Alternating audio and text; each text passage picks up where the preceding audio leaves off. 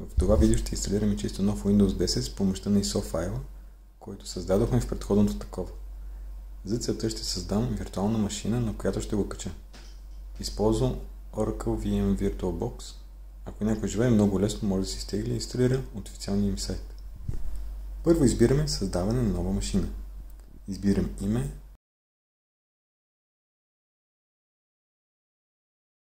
папка, къде да бъде съхранена виртуалната машина, ISO изображение, в моя случай избирам ISO файла, който създадох в предното видео. Маркираме и тикчето Skip Unattended Installation.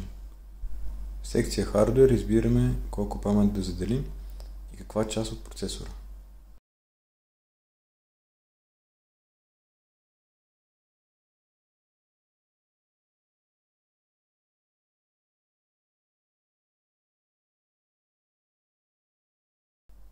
И в Hard Disk колко да бъде дисковото пространство. За целта на това видео и 50 ГБ са достатъчни. След като я създадем машината, преди да я инсталираме, искам да спрем достъпа до интернет, за да можем да си създадем локален администратор в Windows, а не профил свързан с Microsoft и да виждаме машината на цял екран. Избираме старт и нормално стартиране.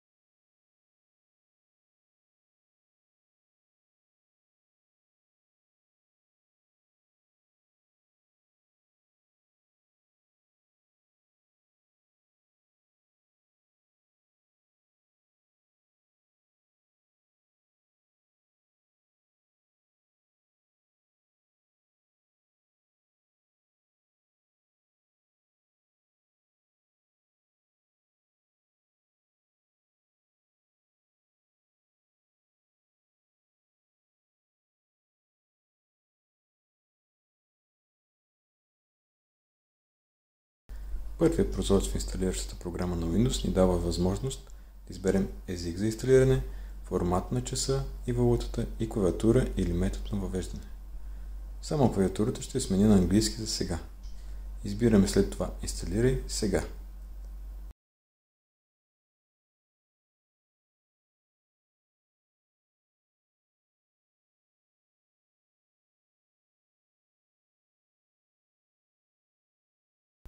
Избираме, че ни разполагаме с продуктов ключ, понеже в масовия случай наистина е така.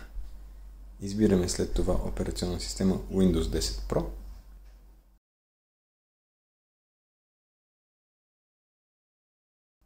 Приемаме лицензионните споразумения.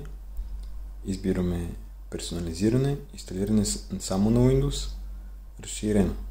Тук можем да изберем на кой диск да инсталираме Windows. Като имате по-голям диск, може да си заделите по-малко пространство, да използвате останалата част за друг дял и други цели. В моя случай всичките 50 ГБ отиват за инсталирането на Windows. Тук ще забързам малко клипа.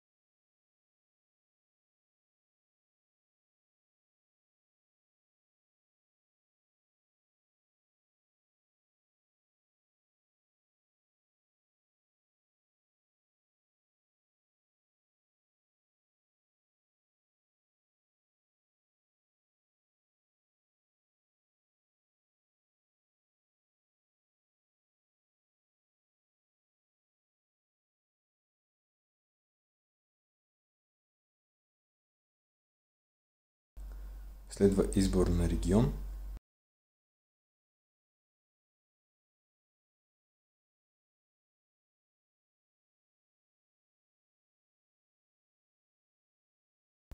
Клавиатурна подредба. Тук избирам традиционно фонетична и добавеното английска САЩ.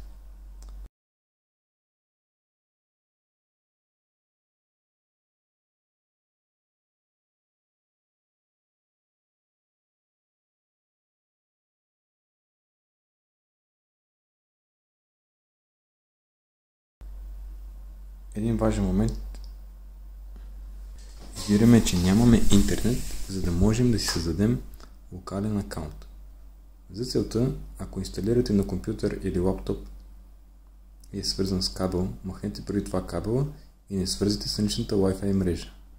При инсталирането на Windows 11 вече този момент го няма и задължително трябва да имаш акаунт в Microsoft. Продължаваме с ограничената настройка. Избираме име на потребителя и парола.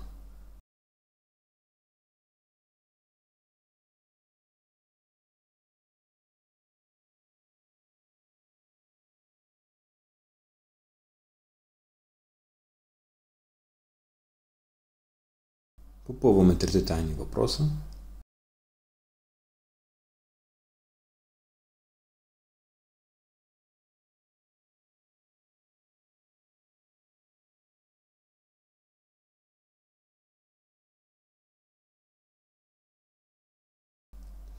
И в следващата секция аз препоръчвам да се отбележи навсякъде втория отговор, за да сме по-малко ангажирани с Microsoft.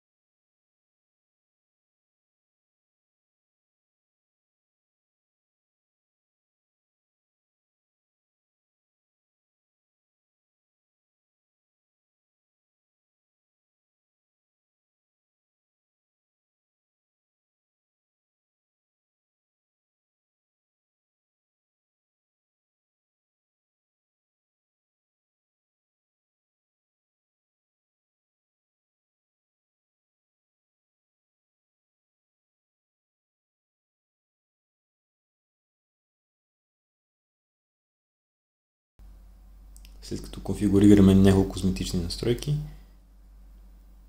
включваме интернет достъпа или свързване на кабела или Wi-Fi мрежата.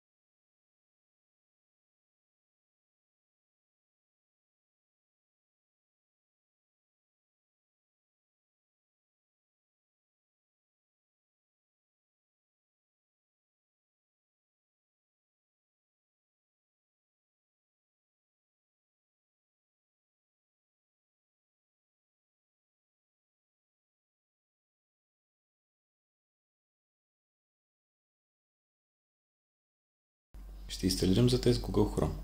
Ще го направя и браузър по подразбиране